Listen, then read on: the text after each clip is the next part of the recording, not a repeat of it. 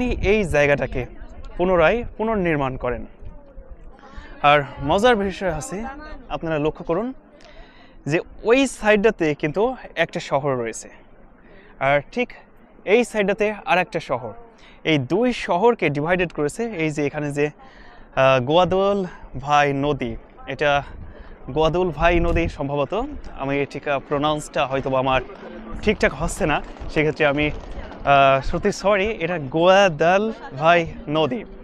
এই গোয়াদাল ভাই নদীর ওপর দিয়ে বা এই গোয়াদাল ভাই নদী এই দুইটা অঞ্চলকে ডিভাইডেড করেছে। তো পরবর্তীতে রোমান শাসকরা এই দুই রাজ্যর সাথে যাতে ভালোভাবে আপনার সম্পর্ক স্থাপন প্লাস আপনার যাতে যাতায়াতের সুব্যবস্থা করা যায়, যার কারণে কিন্তু আপনার এই যে এই রোমান ব্রিজটা তৈরি করা হয়। এই ব্রিজটা কিন্তু একটা সময় বলতে কি 2010 সালের দিকে আপনার এই জায়গা দিয়ে লোকজনের হাঁটার অনুমতি ছিল না, কিন্তু বর্তমানে যে পরিমাণ দর্শনার্থী এই জায়গাটায় আসে, যার কারণে কিন্তু আপনার দেখা গেছে যে এই জায়গাটায় এই মানে গাড়ি চলাচল বন্ধ করে দিয়ে লোকজনের হাঁটার পথ হিসেবে ব্যবস্থা করে দেওয়া হয়েছে।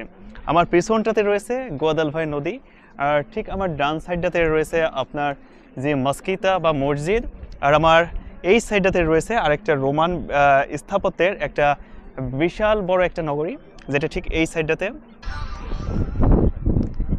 আমি যখন ট্যুর প্ল্যানিংটা করি তখন আসলে ট্যুর প্ল্যানিংটা করি তখন কিন্তু আসলে অনেকগুলো মানে ভিডিও দেখছি। তো এখানে কাপলদের হাঁটার জন্য কিন্তু একটা স্পেশাল একটা নদী বলা হয় এই জায়গাটাকে, মানে খুবই বিশাল একটা স্পেশাল জায়গা। যদিও এখন নদীতে কিন্তু সেই পর্যায়ে পানি নাই, আপনারা এখান থেকে দেখানো অনেকটা কঠিন।